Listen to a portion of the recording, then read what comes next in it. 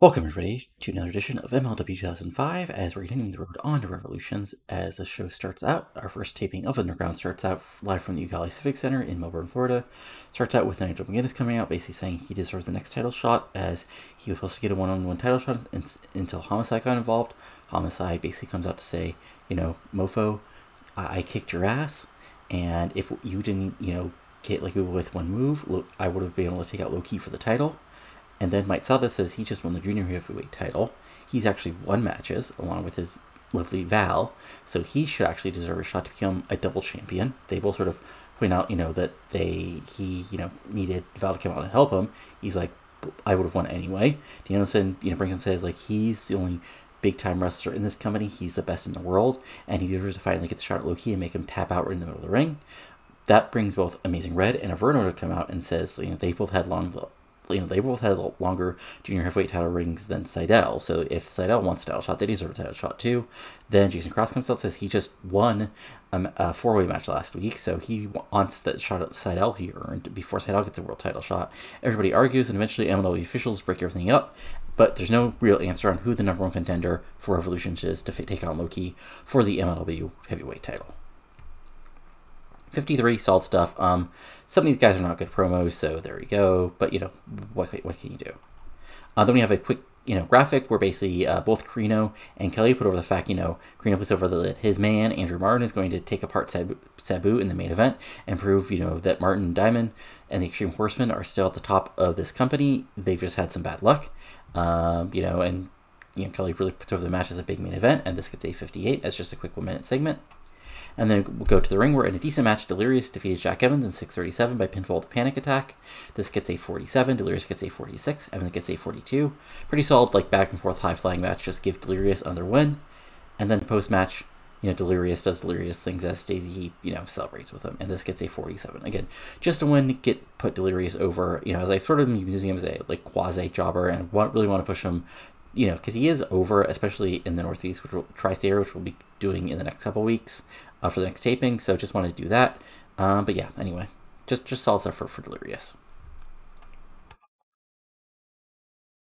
After that, we've got Dynamite and Daisy's backstage as we got Ray Gordy, Vetter, they're both main squeeze, I guess, Nikki Rocks, and their bodyguard slash Rhodey Reeves in the background. They're the hottest stars in Major League Wrestling. They're heading for the top both on the charts and the wrestling ring, and Gordy's like, don't you mind nothing, we got the brains, the brawn, the look, and everybody else is just jealous of our chords. 39, perfectly straightforward promo, just gives them some, on-screen time as I continue to push them.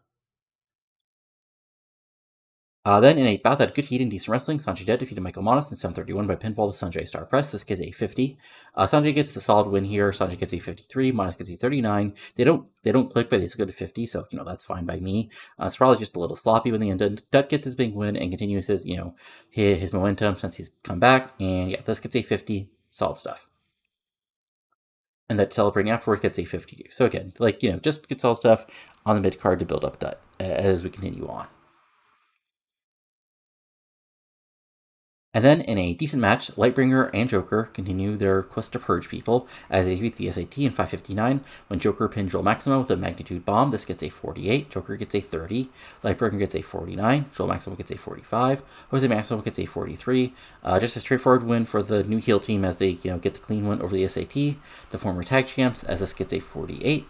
And then post-match, of course, they continue to beat down on the Maximos and then finally walk away, saying there must be more purges, including directly at the top, right into the camera. Again, 40, perfectly solid promo. But solid promo slash beatdown, just they get to look scary and evil and like assholes.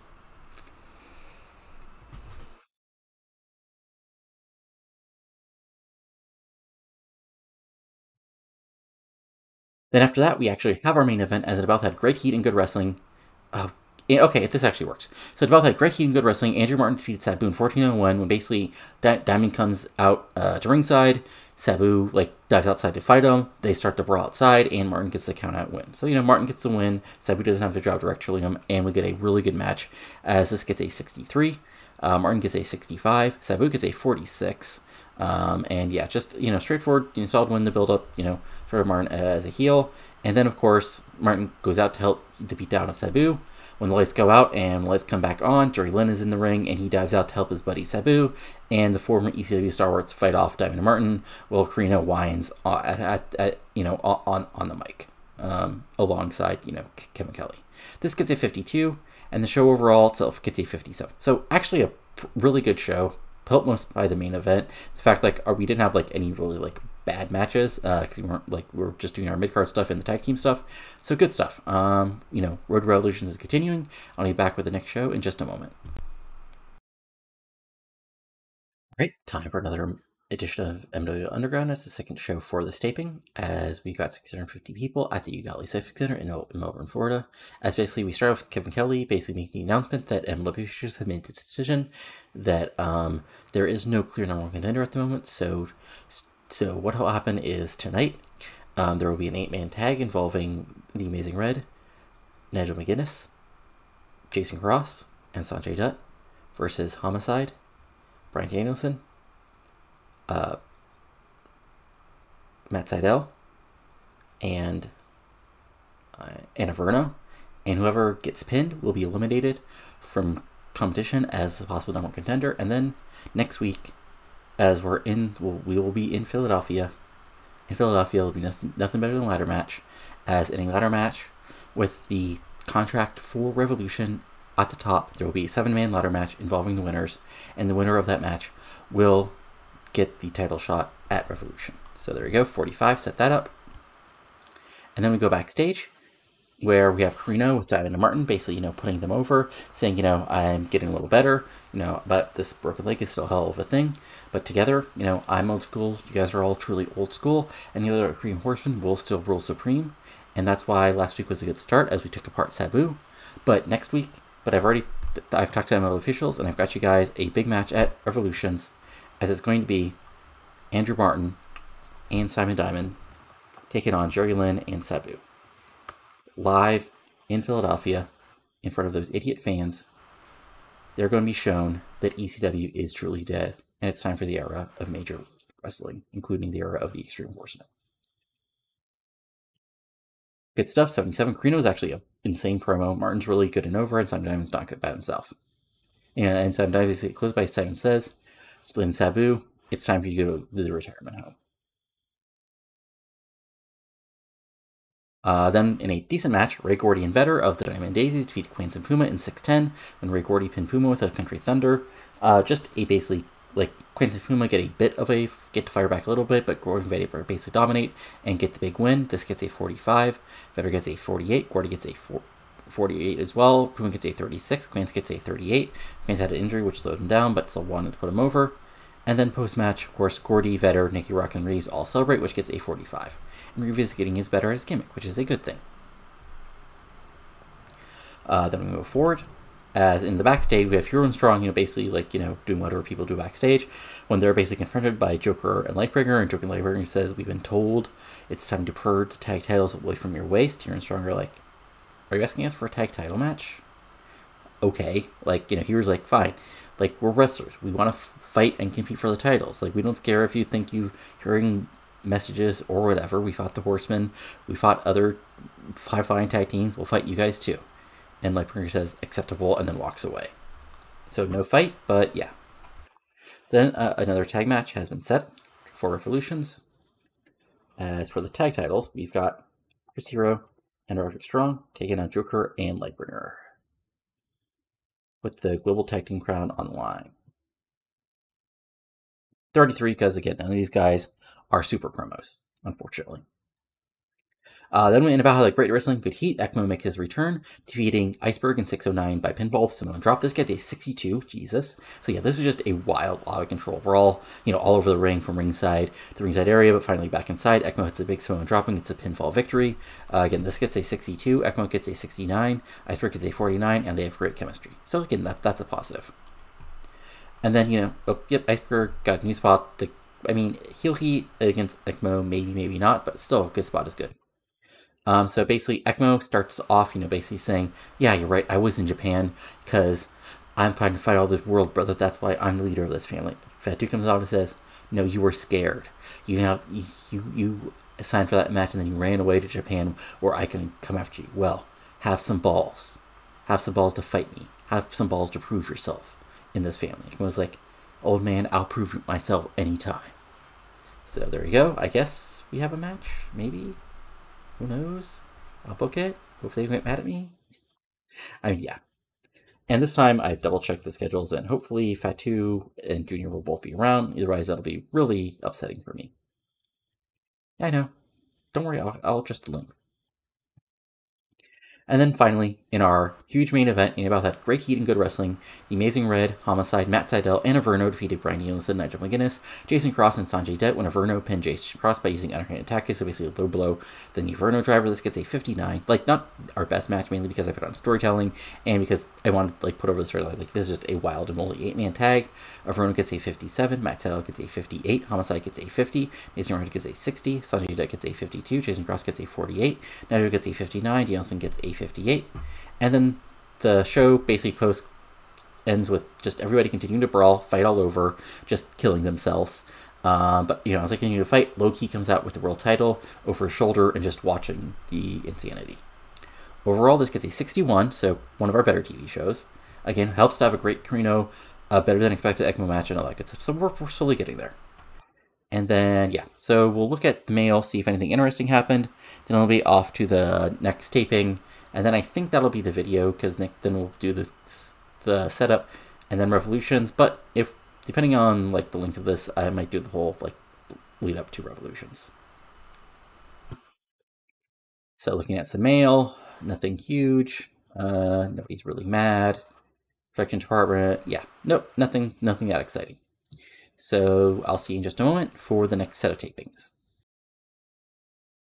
So we're back for the second set of tapings. Actually, this is a one-show taping, as basically I looked at the lead up to the show and realized that because of AGPW commitments and NJPW commitments and Ring of Honor commitments, I wouldn't be able to book the actual, basically any of my top matches on the night I thought I would book it. So basically what we're doing here is we're doing a 1 week last second build for the rest of the show, which is sort of shitty, but what can you do?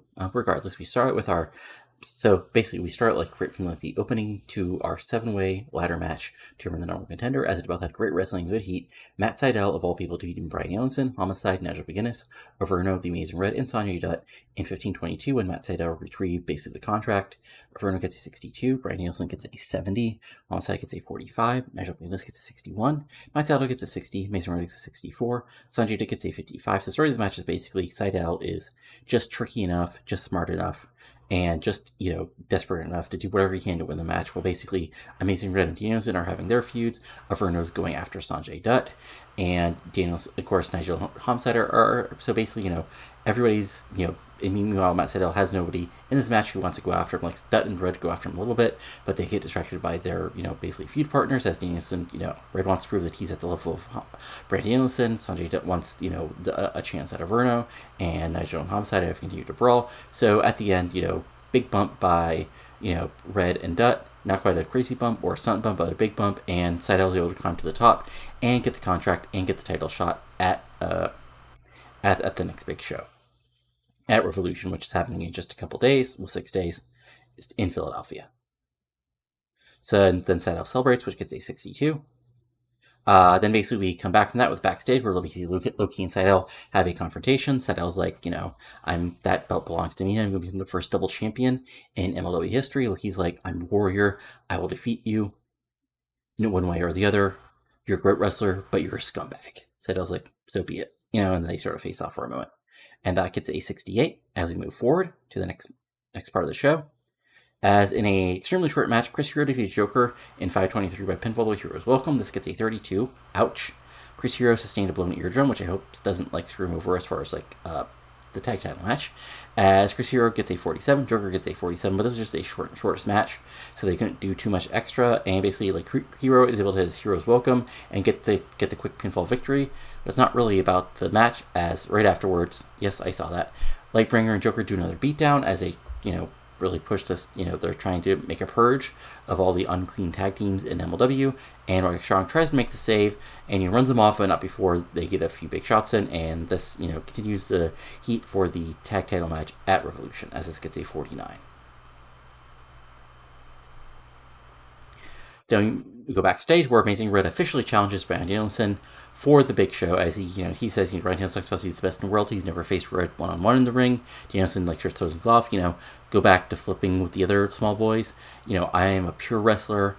I'm not going to be stuck as junior heavyweight for my career. I'm going to be a world champion. Red's like, well, face me and actually prove it. And Danielson's like, okay, fine. You're going to prove what happens when somebody can actually wrestle faces you in the ring. And this gets a 66 as we move towards our Homicide promo. Your typical Homicide promo. Says he's going to take apart Nigel McGuinnes bit by piece. There's going to be no British Styles wrestling. This is going to be a fight from one side of Philadelphia to the other. And let's see if you can be left standing, Nigel. So this gets a 50. And then we have our main event of the evening as Nigel had good heat and decent wrestling. Simon Diamond basically cheats to win, defeat Jerry Lynn in 12:37 by pinfall while using the ropes for leverage. And that gets a 55. Diamond gets a 53. Lynn gets a 46, which is unfortunate. But yeah, it's just, back and forth match where Diamond gets the big win over Lynn, cheating to win, hit his finisher, then he uses the ropes for leverage. And then in the post-match, he'll celebrate, and then lights go off, lights go back on, Sabu's in the ring, and hits him with a big dive to take them both apart, and then Lynn and Sabu stand together to end the show, as this gets a 57. And yeah, that's it. So we'll go ahead and officially announce, add the world title match. So Loki versus Matt Sydal for just the world heavyweight. So this is title title, but just a world, just a world title shot. So there we go. 6 big matches, along with other matches that will be added. So we got Martin Simon versus Lynn Sabu, Danielson versus the Amazing Red, Ekman versus Fatu, Huron Strong versus Joker and Lightbringer, and Homicide versus Nigel, and of course Loki versus Sydal in the main event. And we can finish the show, which gets a 56. So again, not our best show, even though we had 2 really good matches. But basically, this was just a quick setup. So we'll see if there's any mail. We'll double check Hero's injury, and then we'll go from there. Because yeah, I think with the link of this video, I'm just going to do Revolutions, and then that'll be it for this video. Hirings. Okay, let's see here. TEW's Eddie Rowe, bidding war, AAA, interesting. And we'll look at the mail.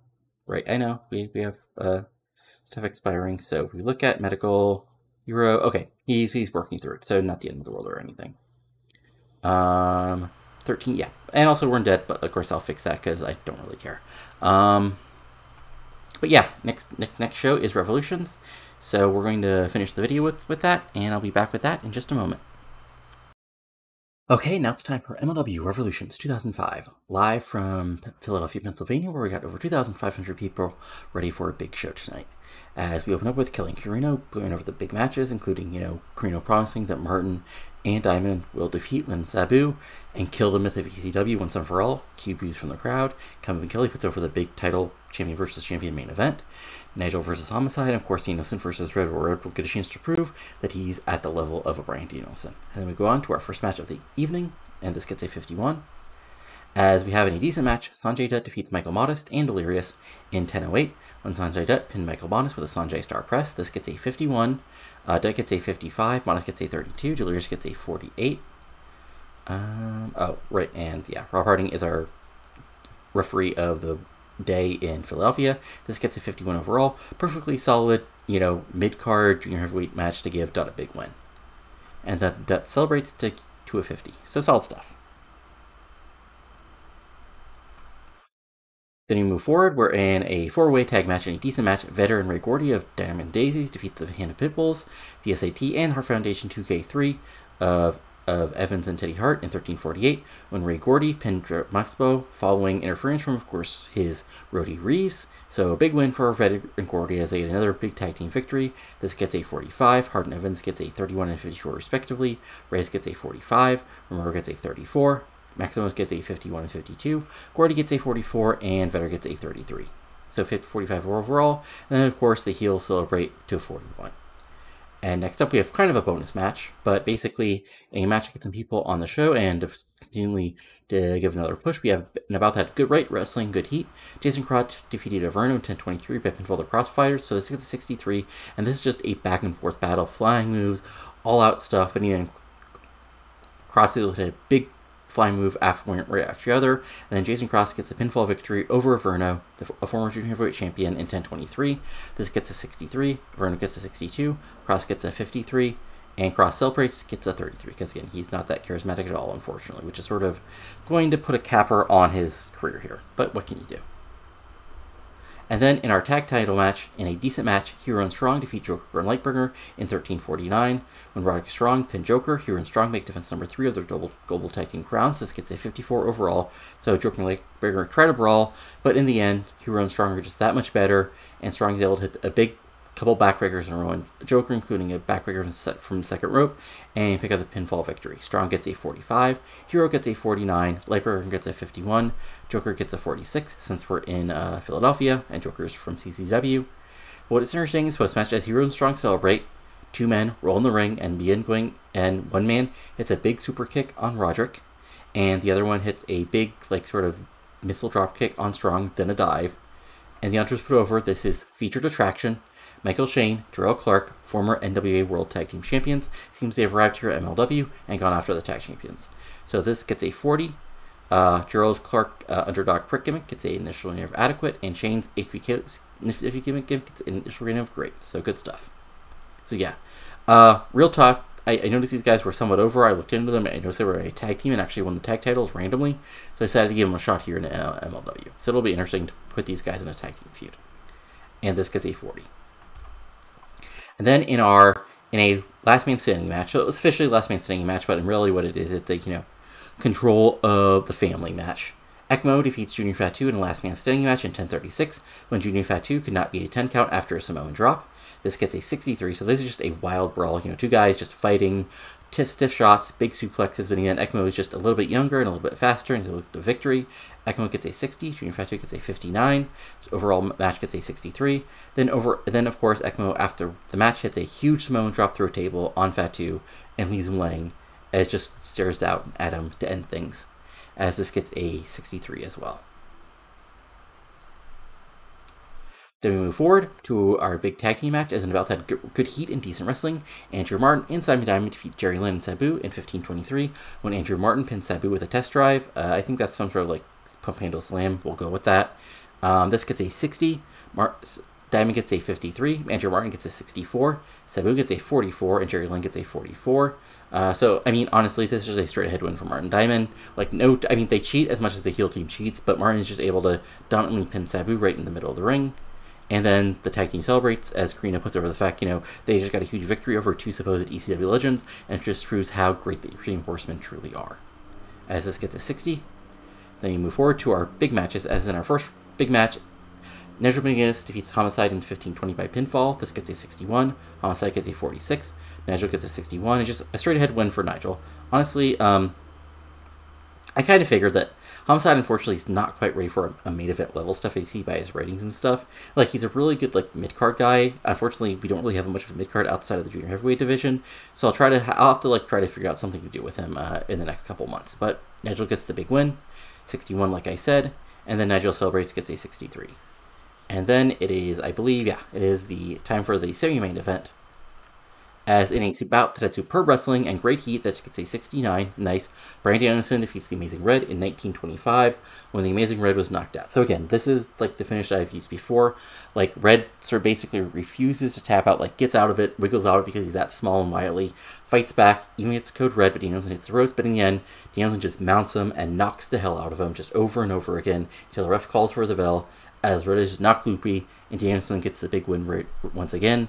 Danielson gets a 67, Red gets a 64, and post-match, Danielson celebrates, gets a 73. And now it's main event time. As the match gets 64, so not quite as good as the previous match, but almost as good. Possibly superb wrestling, great heat. Low-key defeated Matt Sydal in 1954 by pinfall with a key crusher in 99.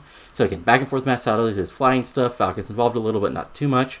Low-key fights back up with the strikes. And by the end, Low-key is the MLW World Champion for a reason, as he makes defense number 5 of his World Title, hits, several big kicks in a row, hits a key crusher 99, and then gets the pinfall right in the middle of the ring. 1, 2, 3. 64 overall. Low-key gets a 66 rather. Matt Sydal gets a 59. And then Low-key holds the title belt up to end the show, which gets a 68. So good stuff. And finish the show, we get a 60. So again, really good show. I think that's one of our better shows overall. So let's see here. Bryan Danielson, of course, because you're fantastic. What match was better than I actually thought it would be? Actually, yeah. Averno. And then what was shockingly good?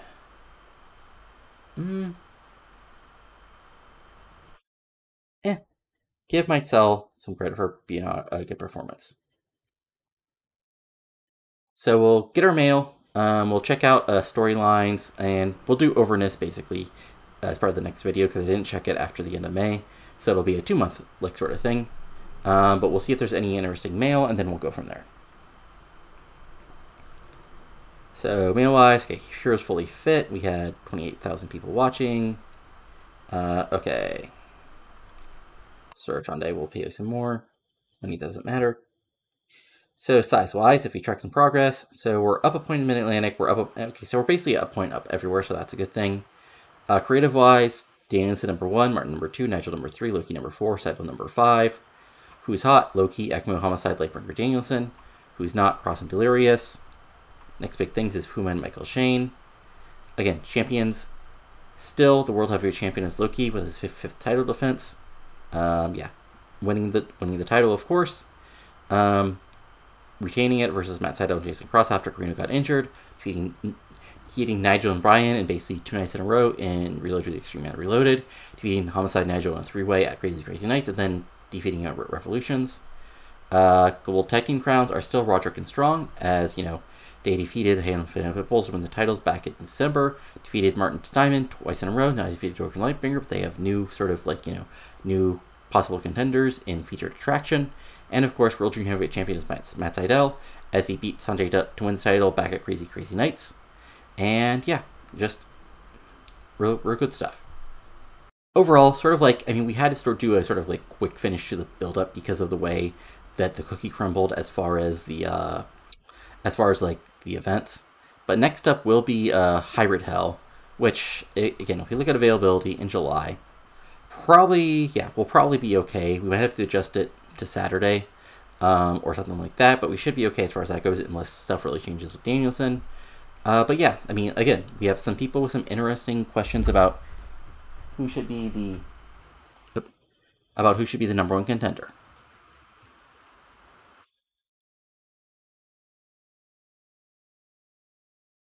You know, Nigel probably thinks he deserves a one-on-one shot. Danielson just, you know, proved he might have been best in the world again. ECMO just proved he was head of the Samoan family. You know, we've got lots of possibilities, and of course, Loki is a fighting champion, so he'll fight anybody, anywhere, anytime. We've got, you know, Jason Cross, who deserves the junior heavyweight title shot. Sanjay Dutt, who just won a 3-way, though, so that'll be interesting, who gets the title shot from there. And, of course, lots of other fun stuff going on. You know, what the Joker Lightbringer do is Purge after they've lost tonight. You know, the Extreme Horsemen also, obviously, have got a big tag team win, so where are they going from here? Steve Corino, you know, is not quite out of his leg brace, but he's getting better, so who knows when he'll be back. I mean, I do, but you guys don't, unless you remember exactly how many weeks he was out when I showed it that one time. But lots of big stuff happening. But, you know, that's it for now. So I hope you enjoyed this. You know, go give it a like, comment below on what you're enjoying and not enjoying, and subscribe to your channel for lots of TEW 2020 content, including this, my WCW 1993 with no Eric Bearshoff series, and my long-running WCW 2003 series, now heading towards Starrcade 2003, and Cornell vs. Weekends. But that's it for now, so have a good one, and talk to you later. Adios.